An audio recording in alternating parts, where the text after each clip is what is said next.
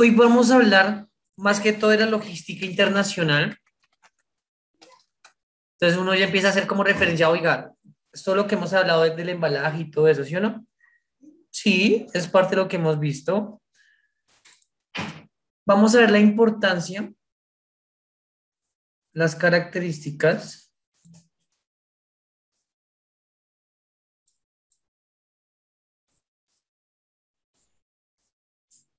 y empezamos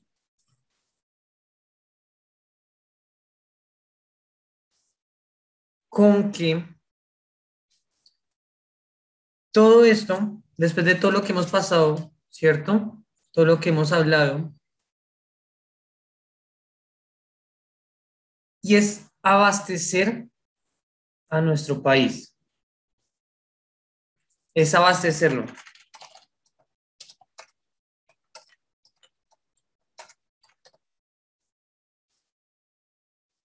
Ese es el fin, ese es el final, ese es el fin que cumple la logística, ¿no?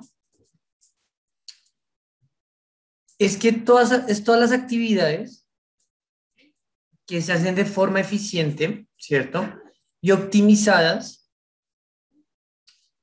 donde hay una cosa que nos va a beneficiar a nosotros y es que son los costos, ¿cierto? Donde la gestión de la logística es un factor clave. Y aquí vamos a hablar de algo supremamente importante, que nosotros lo vamos a ver tal vez,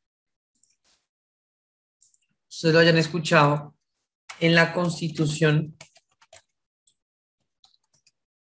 Política, y no va a ser de cualquier país, sino de Colombia, que hablamos de satisfacer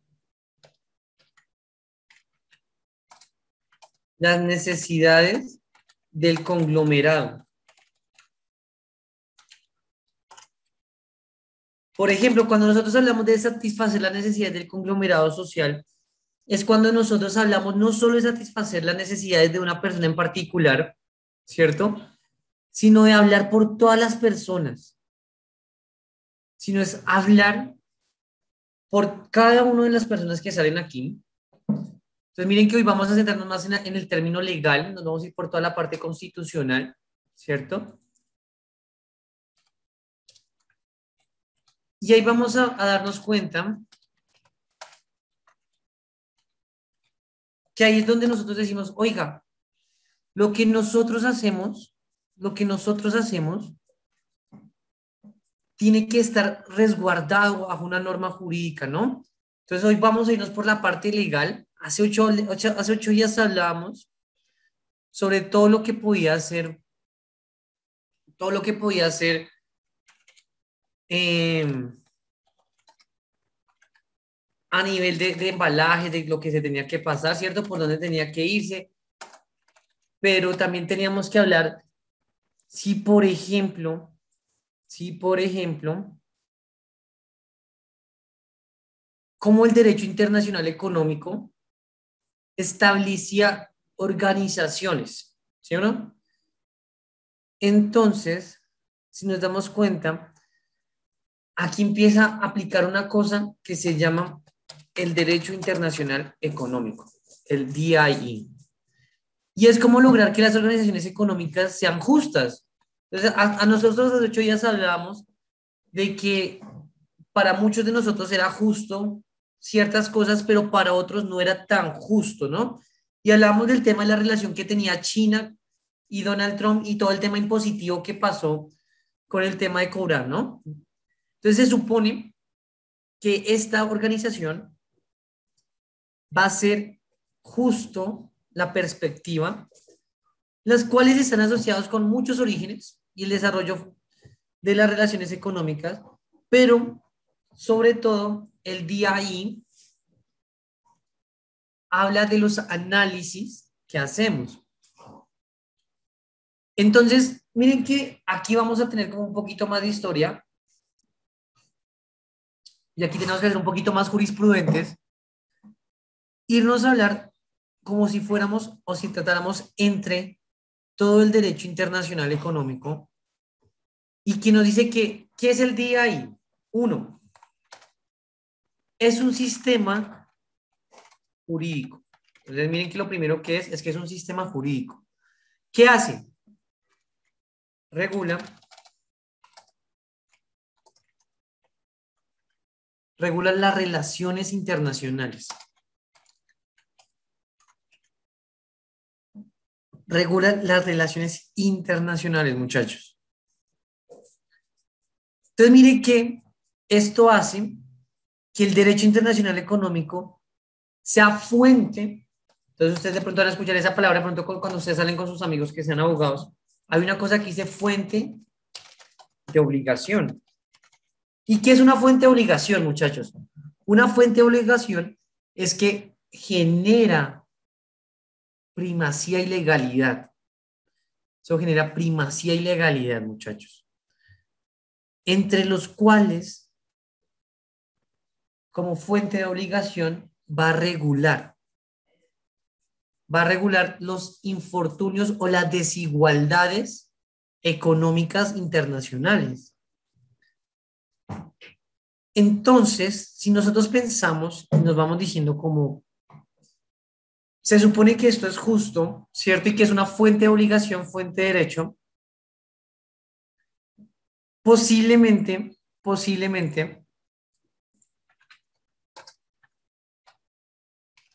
podríamos decir que todo debería ser justo y todo debería ser regulable, ¿no? O sea, se supone que todo debería ser regulable, pero, pero al parecer no lo es del todo. Entonces, miren que esta parte, aquí es donde empezamos a ver como el derecho un poquito más mal viciado, ¿sí o no?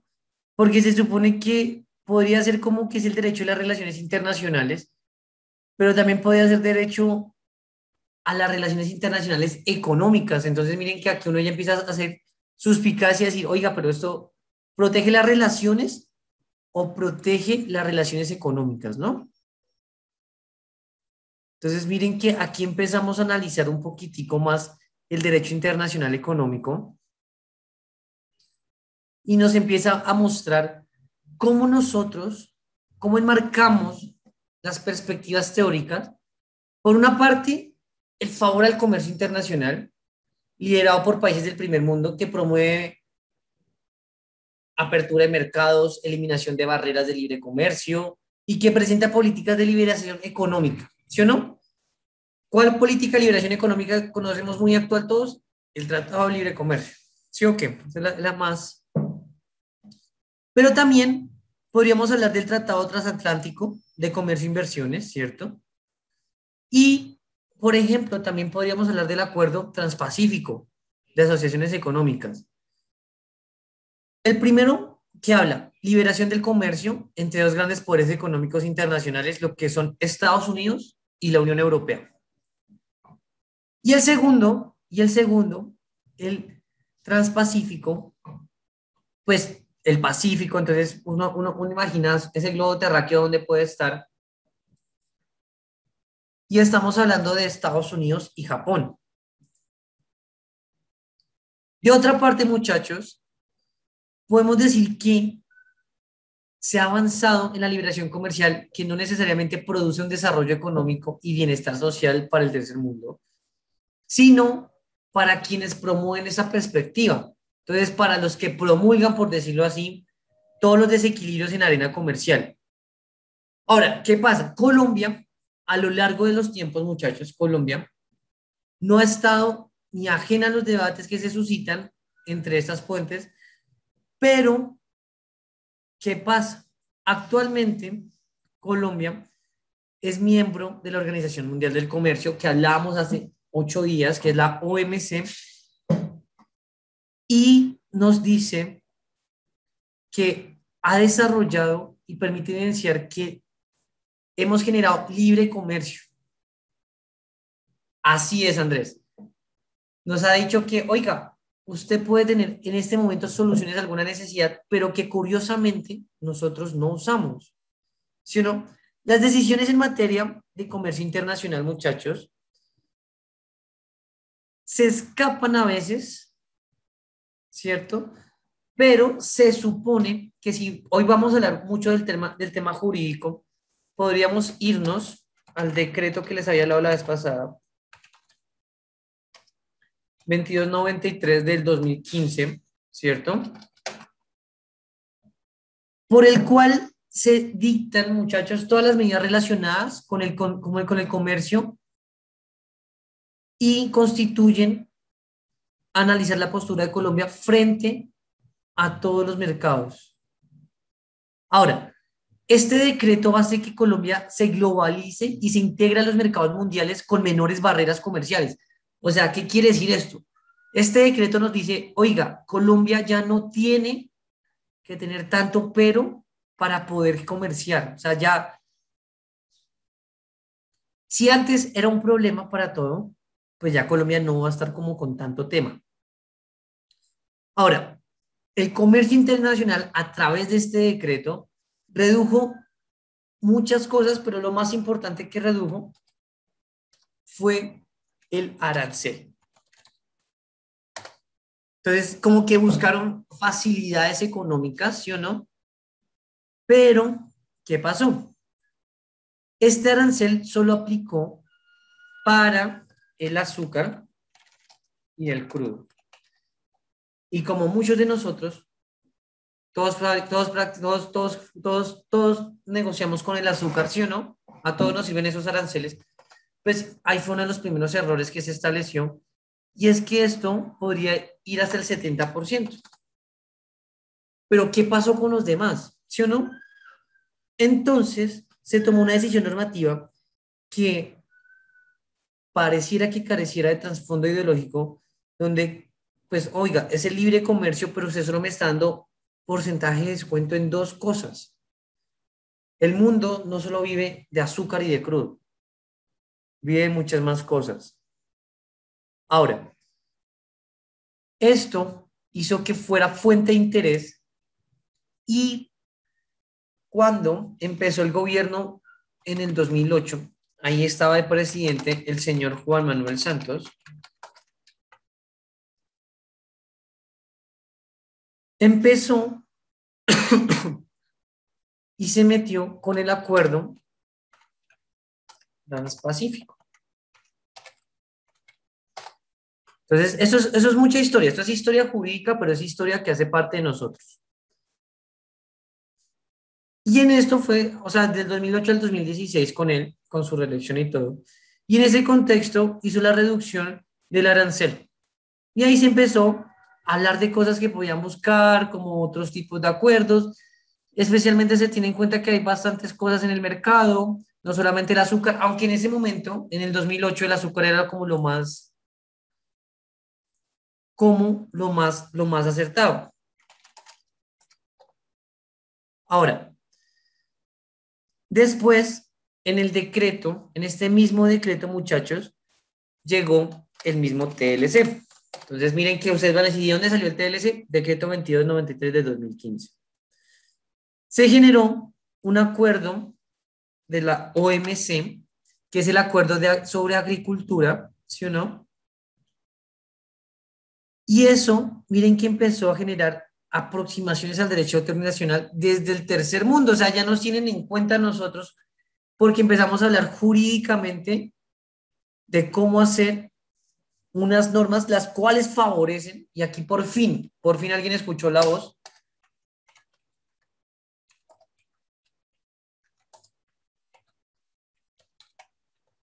de favorecer los intereses económicos.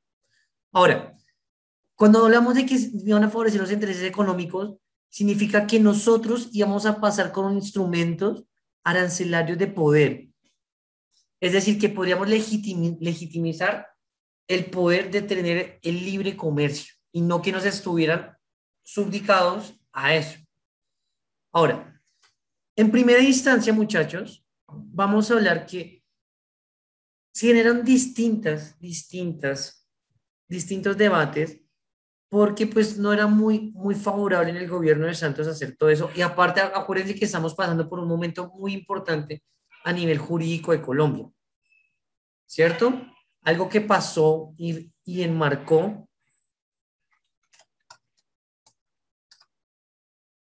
y fue el choque de los trenes, ¿no? El choque de trenes, ¿no? Como de las cortes. Entonces ahí estamos pasando por un tema bastante delicado en ese momento en Colombia, lo cual hizo que se enmarcara dentro del paradigma de libre comercio, mirando las ideas y las normas que desarrollábamos, porque luego teníamos este tema de los choques de trenes y Juan Manuel Santos decía no, pero la corte decía que sí. Eso fue un dilema, ¿sí o no? Tanto que empezaban a ver cómo, cómo desde un punto de vista jurídico podíamos aproximarnos al libre comercio. Y miren que y aquí seguimos hablando de algo supremamente importante.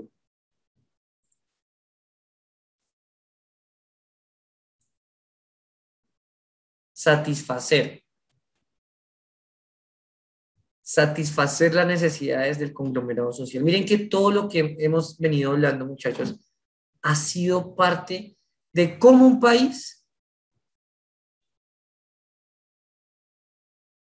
puede satisfacer las necesidades de un conglomerado social, ¿no? Si nosotros vamos a nuestras primeras clases, se acordarán de algo que hablábamos de un señor llamado Adam Smith y David Ricardo, ¿sí o no? Que hablaban de la economía, de la teoría de la economía clásica, ¿no? Que era para entender los fundamentos teóricos del comercio internacional, ¿sí o no? Hasta ahí vamos bien. Adam Smith, con su libro La riqueza de las naciones, planteaba que los países debían integrarse al comercio internacional mediante una especialización en la producción de aquellos bienes que éramos buenos. Acuérdense que aquí hablamos de en qué somos buenos, en qué somos buenos nosotros, ¿sí o qué? Y por otra parte, se empezaba a generar la ventaja absoluta, ¿sí o qué? Entonces, que nosotros éramos buenos frente a otras cosas y eso permitía que empezáramos a negociar y empezábamos a garantizar la jurídica colombiana, de decir, oiga, Colombia también tiene el derecho a comerciar libremente. Ahora, se supone que un país puede producir un bien de forma más eficiente que otro, ¿cierto? Motivo por el cual debe especializarnos en ese bien. Si nosotros fuéramos buenos haciendo flores, pues deberíamos especializarnos haciendo flores. Y eso nos daría una ventaja competitiva, una ventaja absoluta. Pero, por su parte, el señor David Ricardo hablaba de que la ventaja absoluta se ve limitada entre situaciones en las que el país no cuenta con ventajas absolutas. Entonces, ¿qué quiere decir eso? Que, por ejemplo, si en Japón puedo fabricar más flores que en Colombia porque tengo una mayor mano de obra, pues miren que ahí empieza a haber una desigualdad. Entonces, miren que incluso para empezar a hablar de jurídica, muchachos, tuvimos que irnos al pasado y recordar a David Ricardo con Adam Smith. Entonces, miren que estas ventajas deberían integrarse al comercio internacional y David Ricardo desarrolló una noción de la ventaja comparativa. Consideramos que, aunque muchas veces, muchachos, podamos producir un determinado bien, por más eficiente que sea el resto de los bienes, el país debería especializarse y darle toda la ventaja. O sea, si el país debería tener toda la gente para poderlo hacer. Y aquí podríamos, por ejemplo, irnos a hablar un poquitico de Platón, cuando en su libro de la República, él siempre decía, el éxito de una nación es cuando el pueblo genera todos los trabajos para ser útiles a una sociedad.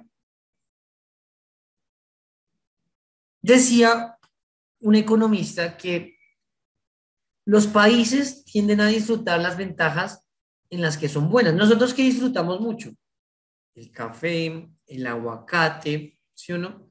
Ahorita empezamos a fabricar mucho los zapatos, la ropa, que los jeans, que no sé qué más. Y nos hemos vuelto abundantes, tenemos factores más abundantes. Y cada país termina exportando ciertas mercancías a cambio de bienes importados. Por ejemplo, lo que yo les comentaba en cierto momento. Nosotros exportamos todo el café, pero tenemos que importar café de Brasil porque el café de Brasil lo necesitamos para poder salir y abastecer nuestro país. Entonces, miren que después de eso, o sea, si hablamos de la doctrina, miren todo lo que estamos diciendo para que esto pueda ser legal, ¿no? Porque igual, ¿cuál es el fin de esta jurisdicción? Satisface las necesidades del conglomerado social. Entonces, miren que si hablamos de eso, podemos incluso hablar de la teoría neoclasista, Y podemos considerar que es, por ejemplo, Estados Unidos como madre patria y el proteccionismo moderno desde 1816 hasta 1945, ¿sí o no? Todo lo que pasó en el modelo de desarrollo económico proteccionista de ayudar al pueblo. Ahora, después de toda esta cháchara de historia que yo les dije, aquí es donde empieza a favorecer los intereses económicos y empieza a haber una aproximación entre el derecho internacional. Entonces, miren que aquí, por aquí empezó a aparecer el derecho internacional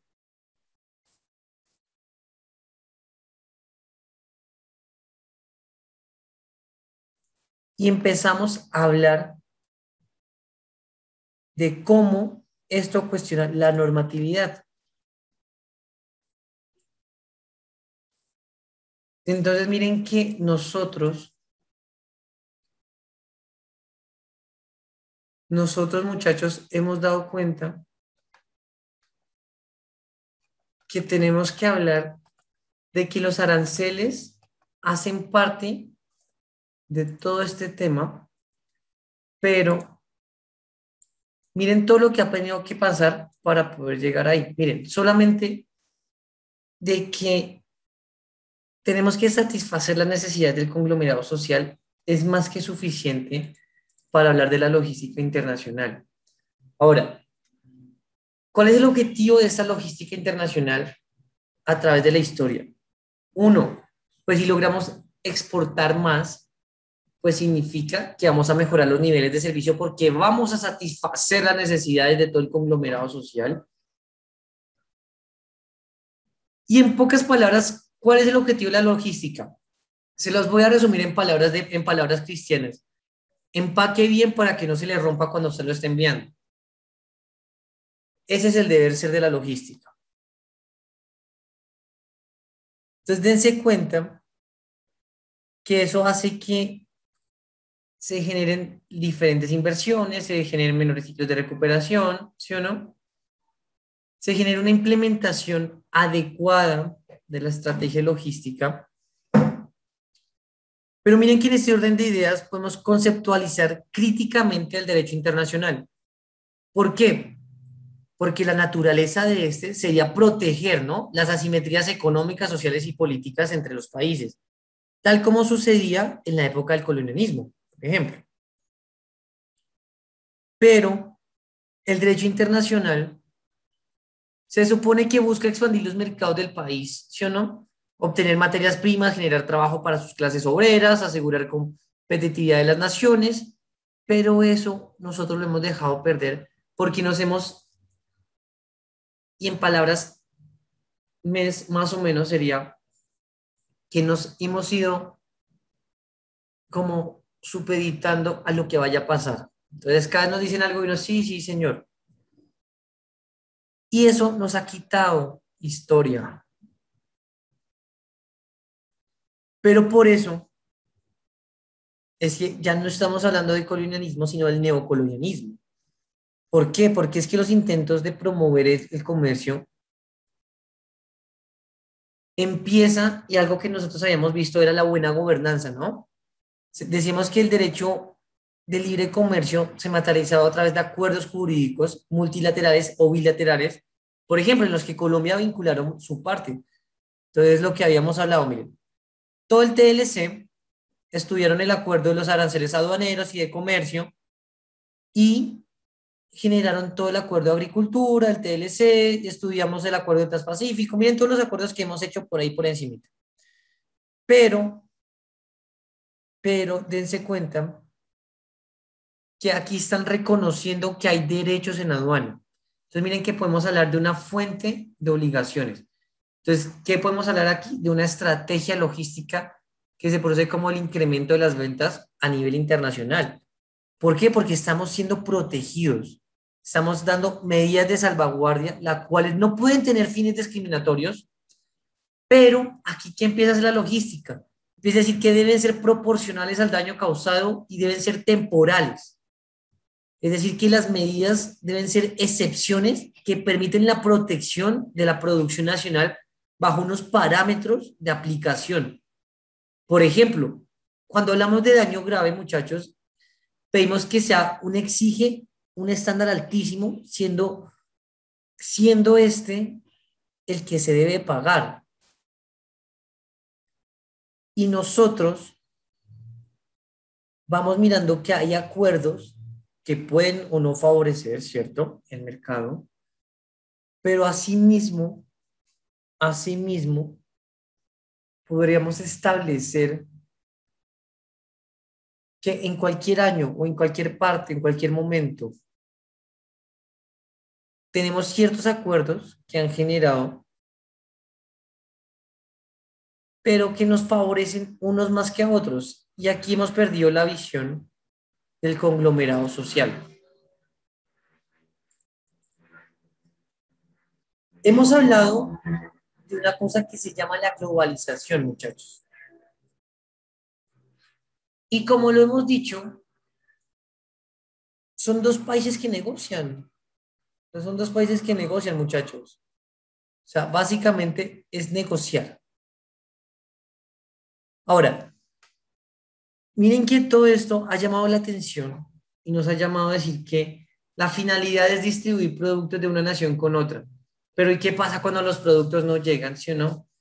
¿Qué pasa cuando, por ejemplo, nosotros no podemos lograr suscitar, ¿cierto?, que el futuro sí llegue y nos quedamos ahí?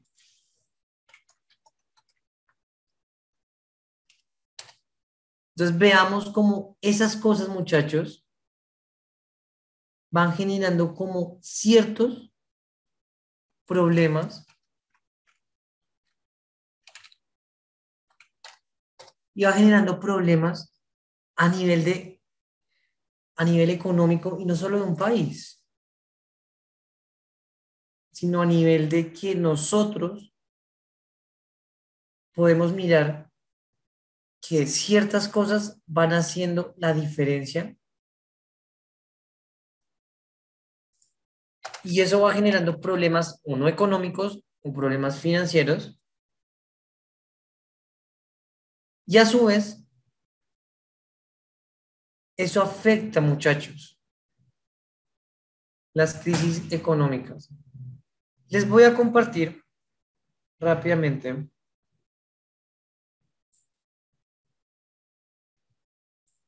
un video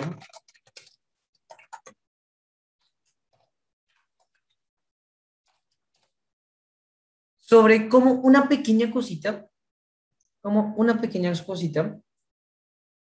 afecta toda la economía mundial. Toda la economía mundial, muchachos. O sea, literal. Literal. ¿Cómo eso afecta a la economía? Aquí me venía la imagen del buque. Es algo que ya pasó, pero que igual fue algo de controversia mundial en esas fechas. Pero tenemos que analizar y suscitar esta parte. Ever Given, que lleva desde el martes encallado y bloqueando el tráfico por el canal de Suez, una de las principales rutas para el traslado de mercancías en todo el mundo. Se ha suspendido el tráfico y hay más de 100 barcos atrapados, es el cálculo que se hace. Es uno de los barcos, el Ever Given, más grandes del mundo. Tiene 400 metros de eslora y 59 de manga. Para ver su tamaño vamos a hacer algunas comparaciones. Es mayor que toda la plaza de San Pedro en el Vaticano. O si lo comparamos con el Paseo de la Castellana en Madrid, ese buque ocupa de largo el doble que el estadio del Bernabéu. Son 400 metros que superan también la altura de la mayor torre de Madrid, la Torre de Cristal, que mide 250 metros. Es una torre de 50 plantas. Hemos hecho esa reproducción para imaginarnos su tamaño. El buque, como decíamos, tiene más de 20.000 contenedores, es lo que trasladaba. Quedó atrapado en uno de los puntos más estrechos del canal de Suez.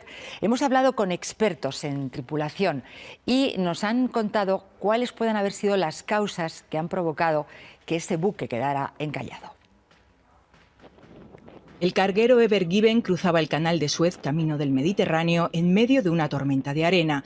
El buque, de 59 metros de manga y 400 metros de eslora, pasaba por un tramo del canal con menos de 300 metros de ancho cuando se quedó atascado. Una de las zonas más estrechas del canal en esa ruta está sobre el kilómetro 150, es decir, llevaba pues 12, 13 o 14 kilómetros recorridos. A bordo iban 2 prácticos del canal de Suez, como es habitual, para guiar las maniobras. ¿Qué pudo suceder entonces para que quedara encallado entre las 2 orillas? La ventilación del barco ha aspirado mucha arena y en el sistema de maquinaria del barco se ha producido lo que se llama un blackout, una caída de planta. O sea que el barco se le paran los auxiliares, se le para la máquina principal y se queda prácticamente sin gobierno. Mientras sigue la investigación, se multiplican los esfuerzos para desencallar el carguero. Una empresa especializada holandesa trabaja ya junto a la autoridad del canal. Una decena de remolcadores trata de mover el buque, pero será difícil hasta que las dragas no remuevan los 20.000 metros cúbicos de arena que lo rodean. También se preparan grúas especiales para descargar parte de los contenedores del barco. A favor del rescate puede jugar la marea alta del próximo domingo. En su contra, que se prevé otra tormenta de arena que barrerá el canal este fin de semana con vientos de 80 kilómetros por hora. Y esta situación tiene un gran impacto económico por el frenazo que supone para el comercio mundial, para el traslado del transporte de mercancías. Algunos cálculos hablan de más de 8.000 millones de pérdidas de euros al día. El retraso en el transporte de los productos, de esas mercancías, dicen los expertos, perjudicará a muchas compañías que ya estaban sufriendo los efectos de la pandemia. La preocupación ya se nota en los puertos españoles, como es el caso de Algeciras. Ahí está Manuel García Roldán. Manuel. Sí, el bloqueo del canal de Suez empieza a tener ya sus consecuencias en los principales puertos de España, como este de Algeciras. 3 portacontenedores que iban a realizar su escala aquí en este puerto a lo largo de esta semana y de la próxima, finalmente van a sufrir retrasos. Sí, eso, como que decía, 3 portacontenedores que iban a hacer escala aquí en Algeciras finalmente van a sufrir retrasos. Para poder viajar desde Asia hasta Europa, los buques pueden realizar la ruta alternativa que rodea África por el sur.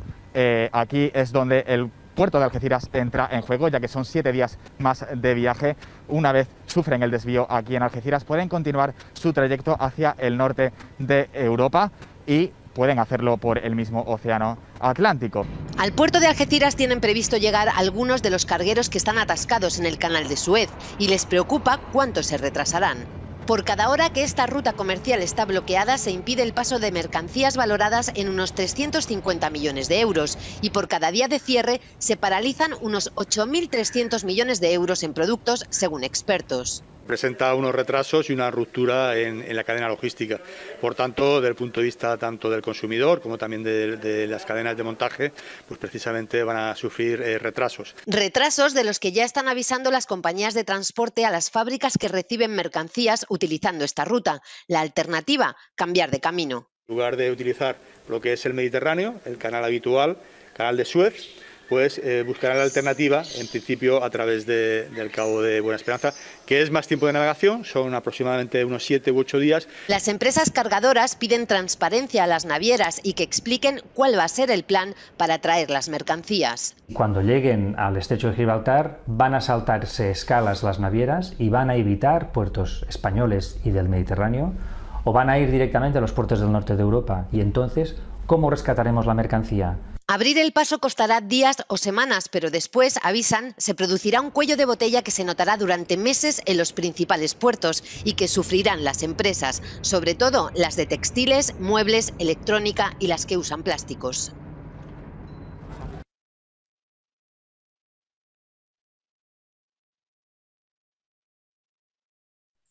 Entonces miren, muchachos, que como ciertas cositas... Han pasado 6 días desde que el buque Ever Given encalló en pleno... nos van desencallando. Digamos, por ejemplo, este tema que pasó en el canal de Suez fue algo muy corto, fue muy rápido, pero miren cuánta plata se perdió ahí, ¿no?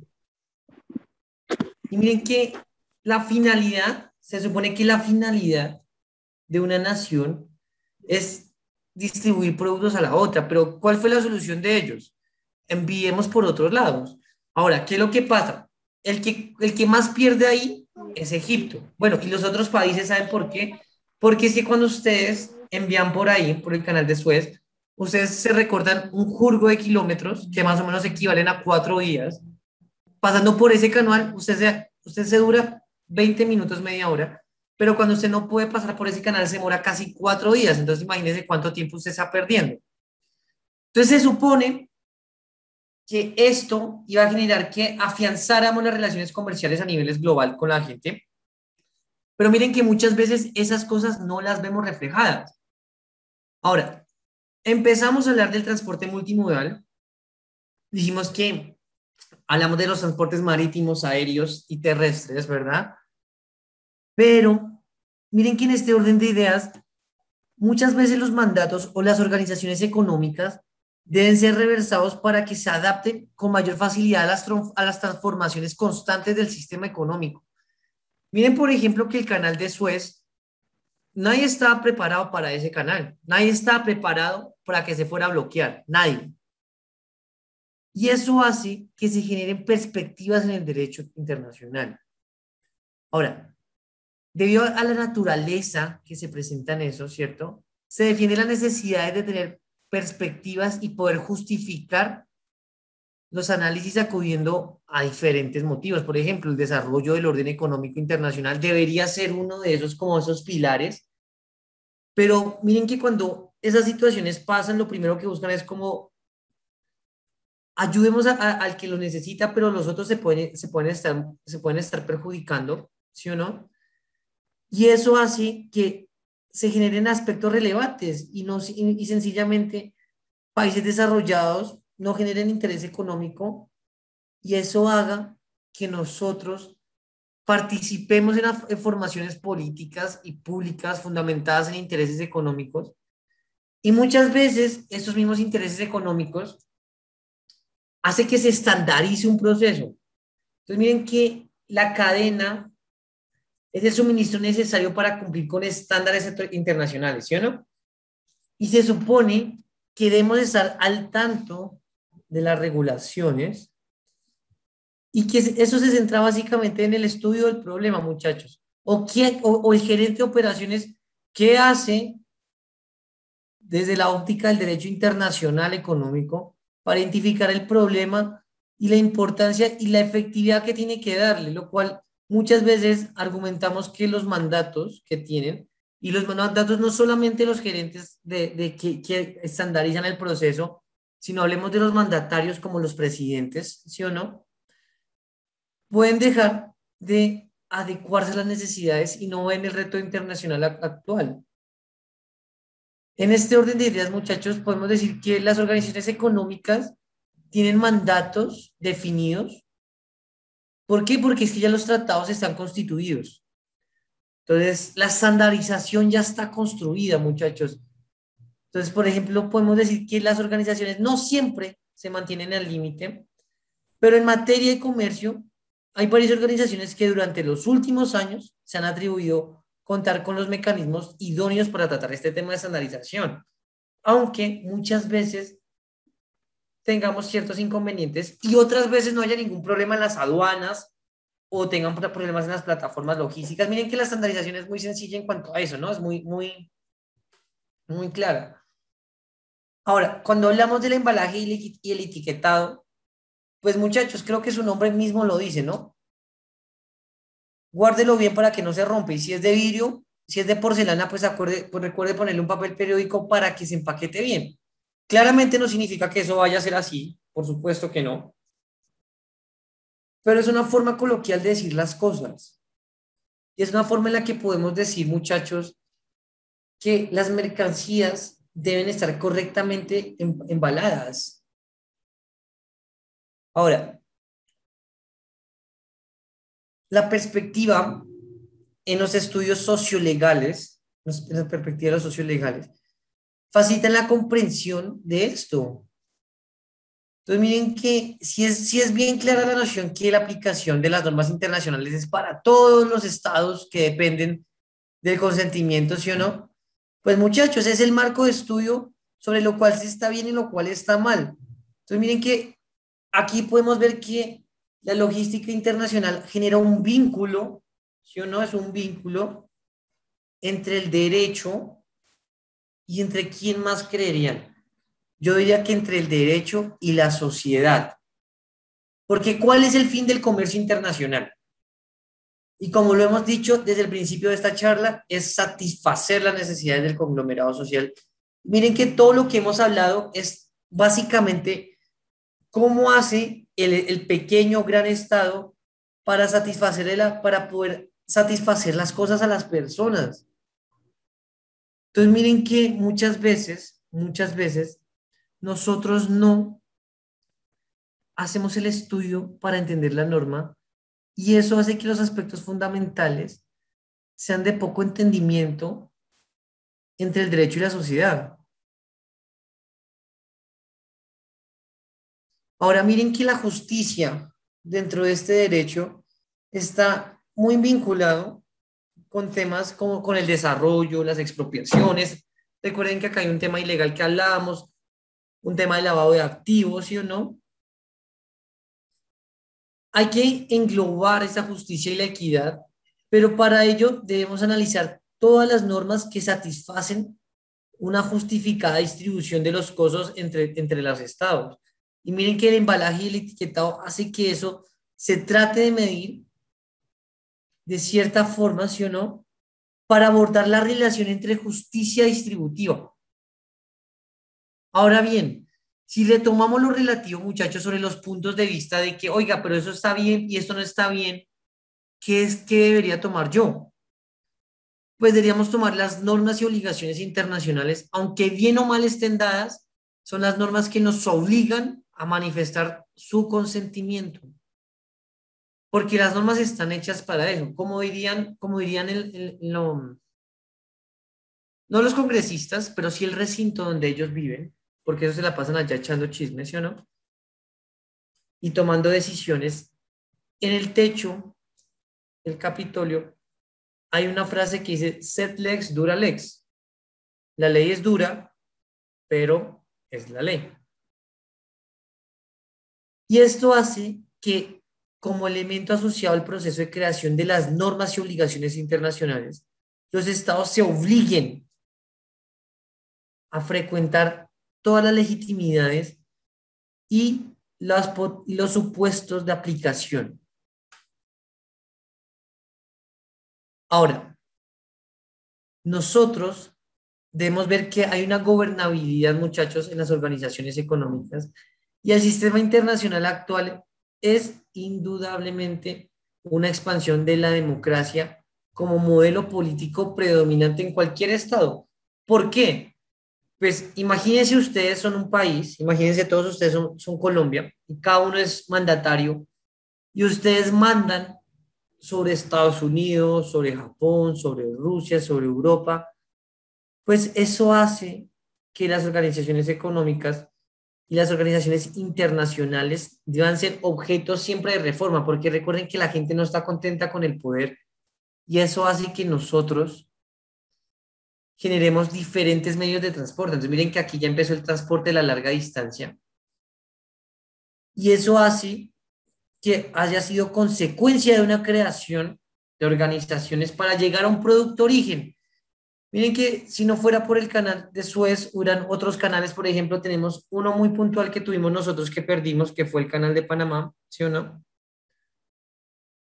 Miren que en este orden de ideas podemos considerar que son más viables las fórmulas que reconocen una relación de derecho, soberanía y sociedad para satisfacer las necesidades del conglomerado social que sencillamente tener diferentes medios de participación. Entonces, ¿esto qué nos empieza a llevar a nosotros, hombre? Que la economía y el derecho internacional económico van muy atados de la mano y ustedes dirán, pero profe, es que yo no soy abogado. No, es que no tienes que hacerlo. Recuerda que el artículo 4 del Código Civil dice que el desconocimiento de la ley no te hace excepción de ella. O sea, que no conozcas la ley no significa que no debas seguirla. Tú no sabes qué pasa cuando te ponen un parte cuando pasas, o sea, no sabes qué pasa cuando te pasas un semáforo en amarillo o en rojo. Te pueden poner un parte, pero no sabes qué contiene ese parte. ¿Sí o no? Hasta que tú ya conoces la norma, ya sabes que no te vuelves a pasar. Entonces miren que hay un marco jurídico bastante interesante desde cuando tú intentas enviarlo, ¿cierto? Ya sea por los diferentes medios que hemos hablado, pero también podemos decir que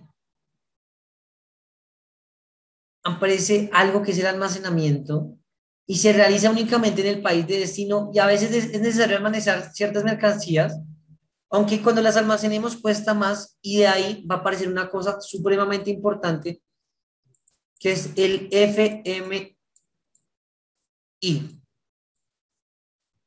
Y el FMI, muchachos, es el Fondo Monetario Internacional. Y este fondo tenía como objetivo prevenir las típicas prácticas monetarias restrictivas. ¿Sí o no? Se supone que este Fondo Monetario Internacional iba a decir, yo les voy a ayudar a tener una solución a los problemas de creación de liquidez internacional con el fin de que usted pueda solventar esas deudas y pueda permitir una inyección al sistema mundial de la exportación y decir, oiga, yo también puedo exportar, pero no siempre. Entonces, muchachos, ahí empezó que una de las crisis es que no nos acostumbramos y es que debemos estar sometidos a las reglas aunque no nos gusten. Entonces miren que se supone que este fondo, cuando ustedes exportan algo, y ese algo se tiene que quedar guardado en cierta parte, pues a usted le van a cobrar ese valor. Usted le van a cobrar ese pequeño distributivo. Y por eso aparece algo que son esas aduanas, que es donde evalúan la mercancía, cumplan las normas legales, fiscales vigentes para ser distribuido. Y uno dirá que las normas no son importantes, pero las normas cuando más importan, debido a que nadie niega que la política de cambio es aplicada para cada estado. O sea, nadie puede negar eso, muchachos, nadie. Pero hay un ámbito de aplicación, ¿no? Y la consolidación de un cierto grado de liberalización comercial. Entonces, miren que el principio del multilateralismo define que el Estado debe enfocar sus relaciones económicas con otros estados. Se supone que para eso son las aduanas, ¿no? Para aplicar las normas legales para que podamos negociar con otros estados, pero dice que esas relaciones deben estar liberalizadas y este asunto debe tener un enfoque muy simple, debería ser, y muy rápido, eficaz. Lo que pasa es que nosotros no hemos encontrado la mejor manera de explicar el truco para poder decir que la mejor forma de negociar en comercio internacional es vive y deja vivir. ¿Por qué? Porque es que miren que es importante ver que nosotros, desde muchos años atrás, hemos intentado desarrollarnos en ausencia de un marco internacional, ¿cierto? Pero no hemos logrado esa consolidación del grado de liberalización de comercio. ¿Por qué? Porque es que nosotros sabemos que el estar atado a la sección de un transporte, entonces miren que ahí empezamos a hablar del multilateralismo. Entonces miren que son acontecimientos que relacionamos por el medio que enviamos las cosas, ya sea por avión, por barco, por tierra, por vía férrea. Podríamos decir que esto se aplica a que los problemas relativos muchas veces parten en cómo aplico yo jurídicamente estos factores, tanto el volumen como hacia dónde va, como el medio por dónde va. Y esto hace que se genere servicios adicionales. ¿Por qué? Porque tenemos que aplicar el derecho, muchachos. Y miren que esto genera no una vista de economía internacional, no, señores. Esto nos va generando una vista de jurídico y de un pequeño punto de derecho y poder decir, oiga, mire cómo se regula todo el mercado y cómo se regula todo esto y cómo es una de las primeras fases del interés práctico entre la relación entre el derecho y el desarrollo económico, que podemos afirmar que los sistemas jurídicos deben cumplir funciones esenciales en un proceso de economía de logística internacional. Miren todo lo que cumple una logística internacional. Y por ejemplo, si hablamos del transporte marino, que puede ser necesario para transportar ciertas toneladas, debe estar regulado. Es que ese es el fin, muchachos.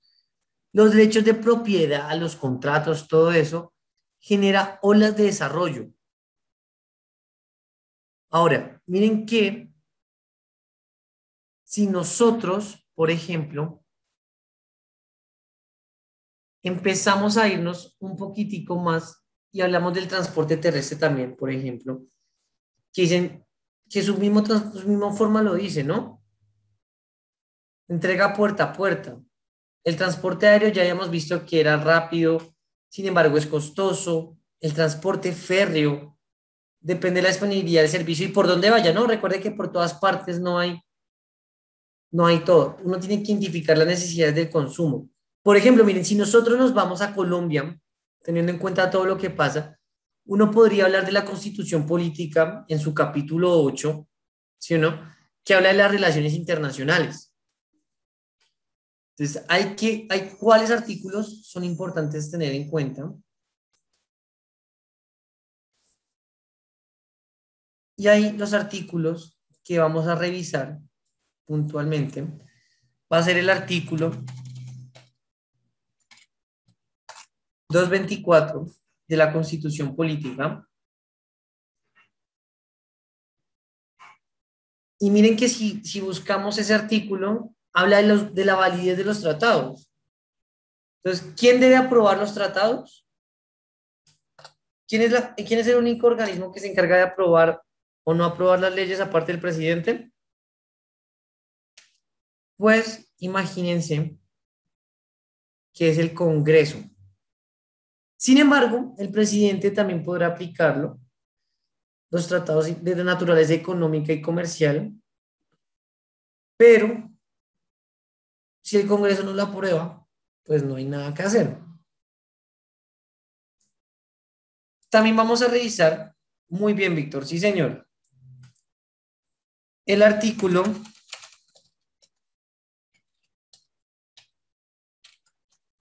225, que habla sobre una pequeña comisión que está en el Congreso, que es las relaciones exteriores, y el jefe ahí es el presidente, es como un veedor, no es como la veeduría. Y miren que ese artículo sí me parece uno de los más importantes dentro de nuestro material de estudio, y es el artículo, y creo que este encierra lo que hemos hablado mucho hoy, el artículo 226. Miren que ahí uno puede citar teóricamente, abrimos la Constitución y buscamos el artículo 226, que dice textualmente: mire, el Estado promoverá la internacionalización de las relaciones políticas, económicas, sociales y ecológicas sobre bases de equidad, reciprocidad y conveniencia nacional. De todo lo que hemos visto, y les hago una pregunta para que no la respondan aquí, sino la respondan en sus casas, ¿ustedes consideran que este artículo 226 se aplica a nuestro país?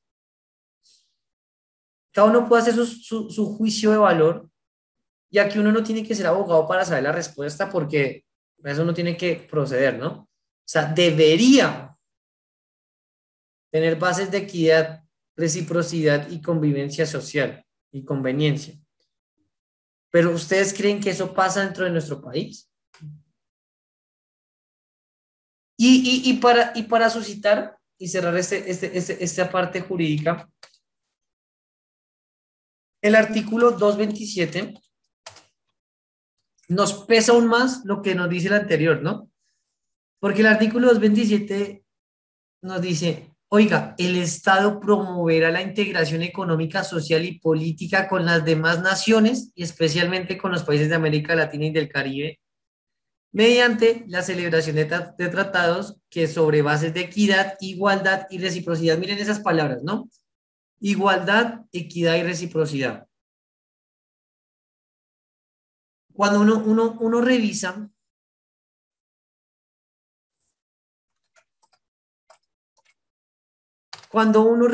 por ejemplo, sí, señor, muy bien, el Mercosur. Perfecto, sí, señor. Cuando uno revisa eso, ¿ustedes creen que tal vez haya esas palabras? O sea, miren que está, por ejemplo, está los tratados como la Comunidad Andina, ¿sí o no? Es uno de ellos. El Mercosur. Hay acuerdos multilaterales, por ejemplo, como la Organización Mundial del Comercio, el Foro de Cooperación Económica del Asia-Pacífico y TLC, que es el Tratado de Libre Comercio. Pero dense cuenta que ese acuerdo bilateral, por ejemplo, como es el TLC, o sea, es para formar una pequeña zona libre de comercio entre estados que cooperen. Se supone que va a haber una cooperación, pero es que uno ve esa cooperación como un gasto que le están haciendo a uno porque uno termina perdiendo mucho. ¿Cuántas pequeñas empresas nos afectaron con el TLC? Pienso yo. Entonces miren que hay diferentes acuerdos, pero el acuerdo que más impactó acá y el que más tenemos que hablar, que ustedes siempre van a encontrar, y es el GATT, que se dio en el año 1994, que es el Acuerdo General sobre Aranceles Aduaneros y Comercio, que definió, o sea, se supone que había dicho que los acuerdos eran para incluir sobre el comercio sobre los bienes o con una finalidad similar. Pero aquí empezaron a hablar de una cosa que se llamaban los acuerdos de integración económica, los cuales hablaban teóricamente que hay más cosas que hablar solo de bienes, hay cositas diferentes. Entonces miren que esas cosas, muchachos, generaban una desviación y una creación del comercio. Entonces miren que indirectamente en la economía global vamos a ver todo esto, ¿sí o no? Porque miren que aquí identificamos las necesidades del consumo y el volumen, pero no producimos más de lo que deberíamos tener, pero producimos algo. Y eso hace que la proliferación de tratados e instituciones económicas demande la necesidad de poder prever únicamente lo que se vende. Dime, Brian, cuéntame. Profe, buenas noches. Una dudita. El Señor. tratado de Mercosur, ¿Colombia hace parte de ese grupo o solo otros países? ¿O que interviene lo que estás hablando también en este sentido? Gracias. Pues que el Mercosur, en los países hablan de que se supone que hay una cooperación, ¿cierto? Y se supone que Colombia sí están ahí.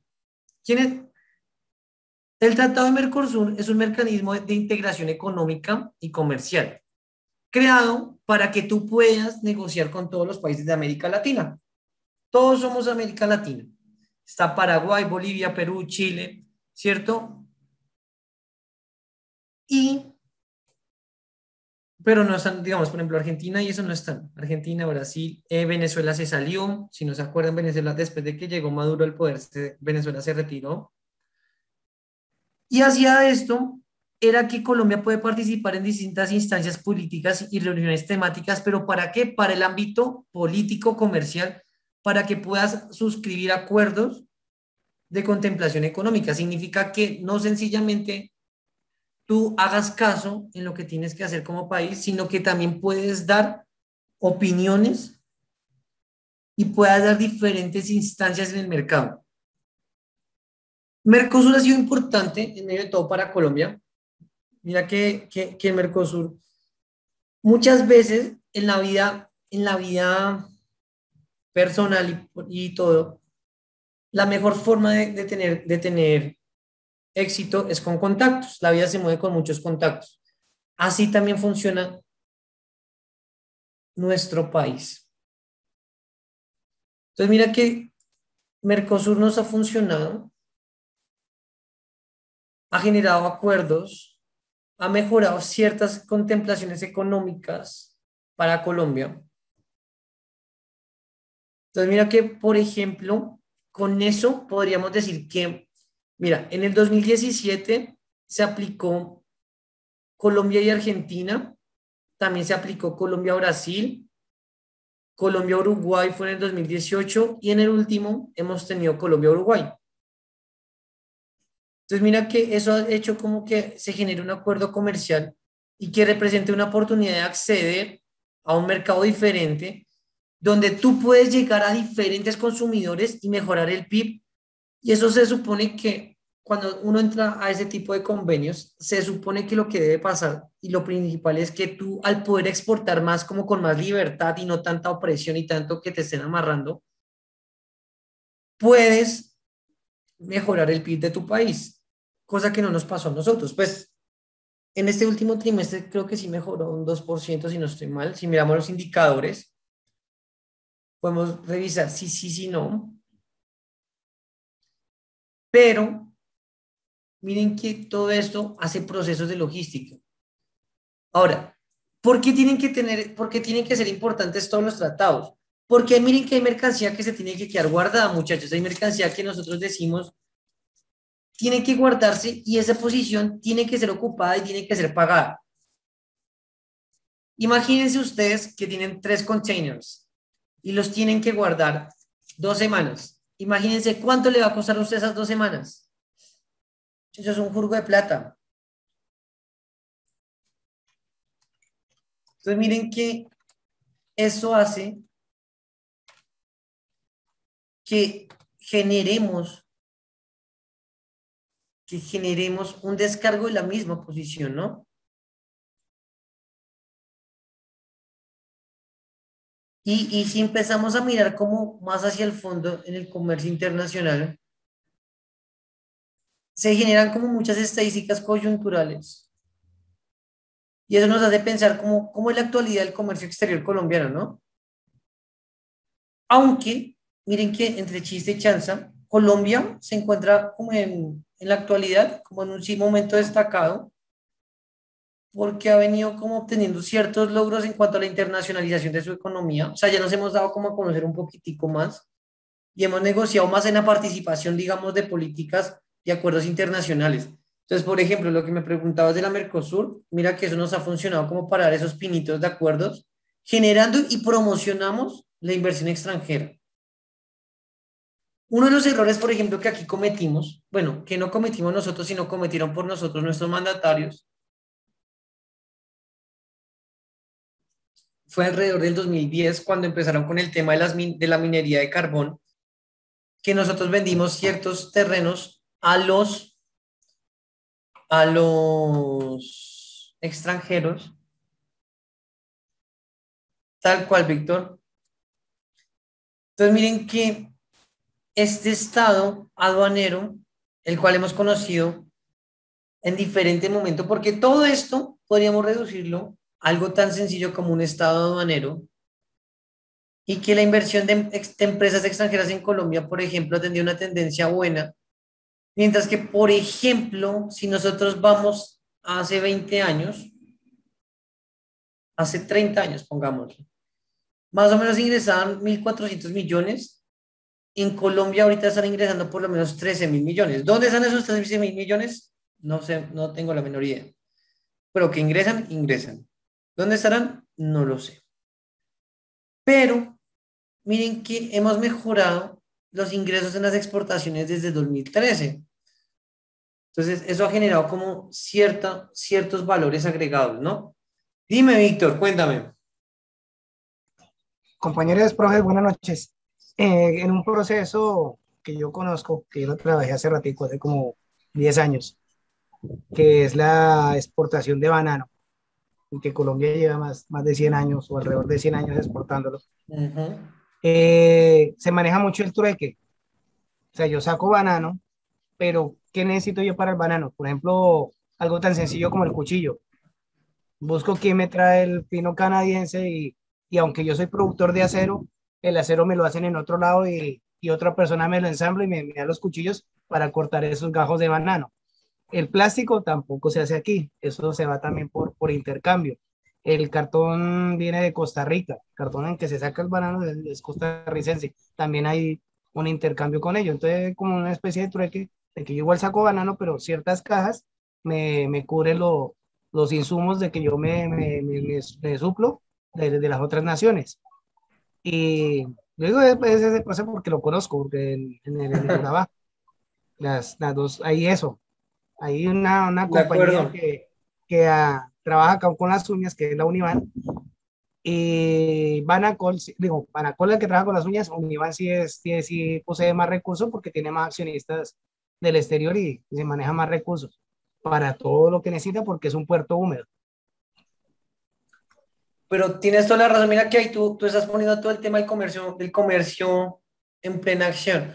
Y eso me trae como al hecho de que solamente tomando el tema del cuchillo, miren que Colombia, a lo largo de todo esto, a lo largo de todo lo que ha pasado, nosotros tenemos niveles muy bajos de apertura comercial, pero si nos comparamos con el resto del mundo, ¿no? Porque a nivel interno nos ha ido bien. Pues no somos la locura, uy, qué espectáculo de vaina, pero tampoco estamos mal.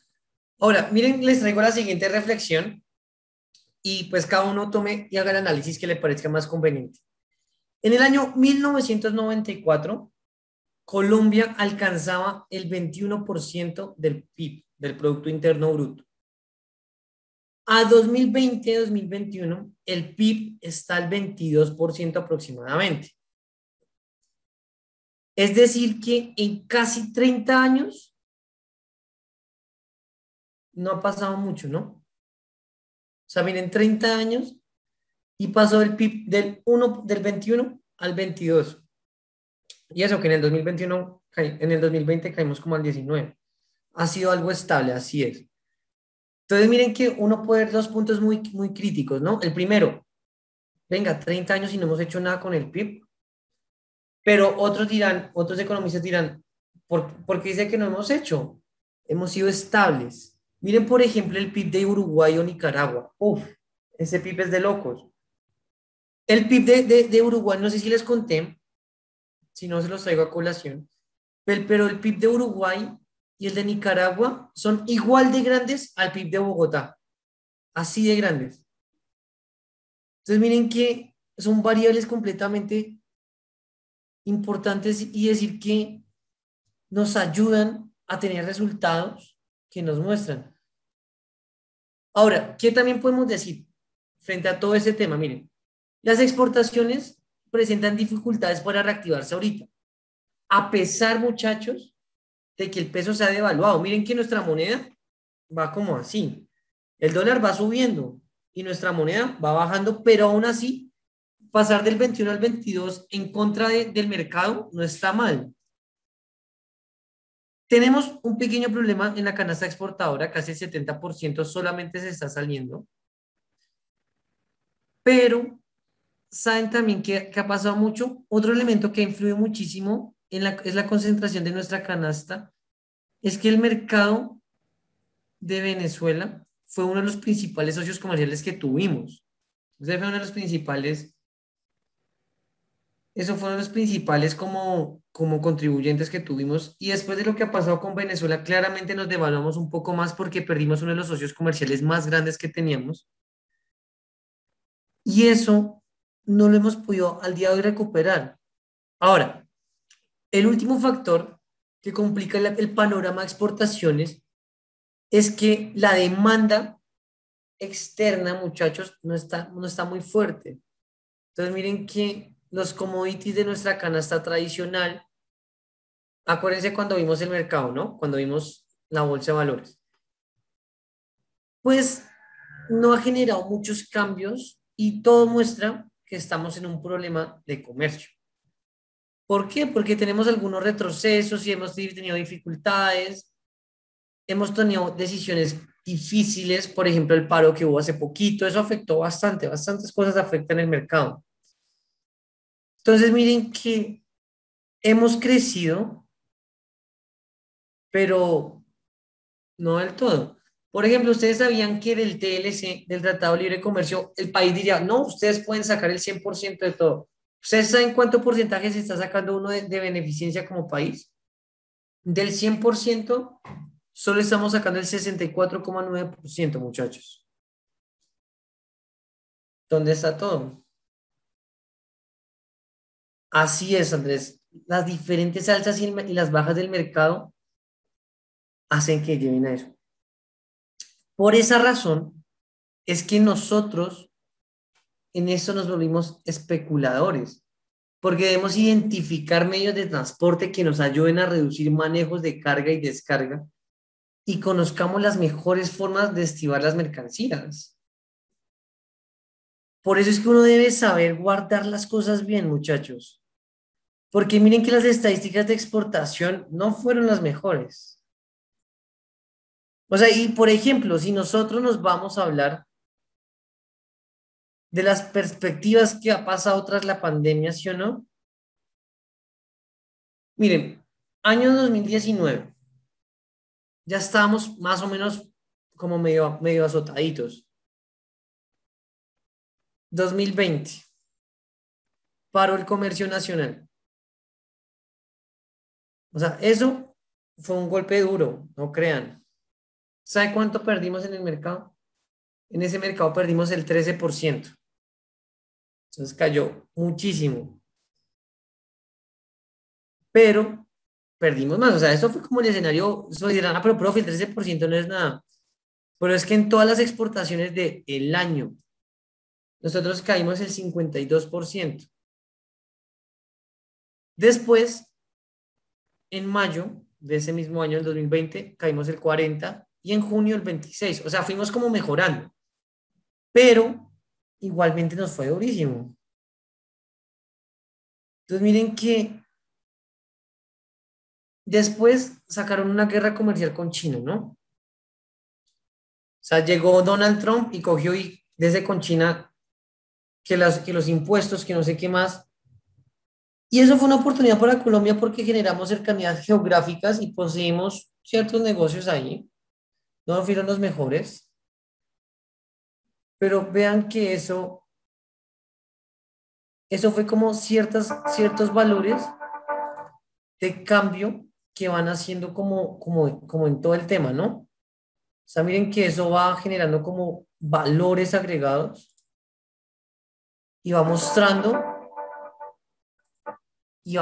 como los cambios, ¿no? Les voy a compartir un video súper rápido de Bancolombia.